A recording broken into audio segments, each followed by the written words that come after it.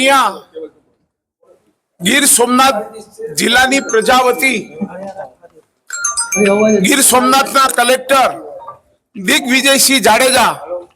કે જેઓ પોતે અમારા ગીર સોમનાથ જિલ્લાના ગરીબ લોકોના ઝૂંપડાઓ, મકાનો,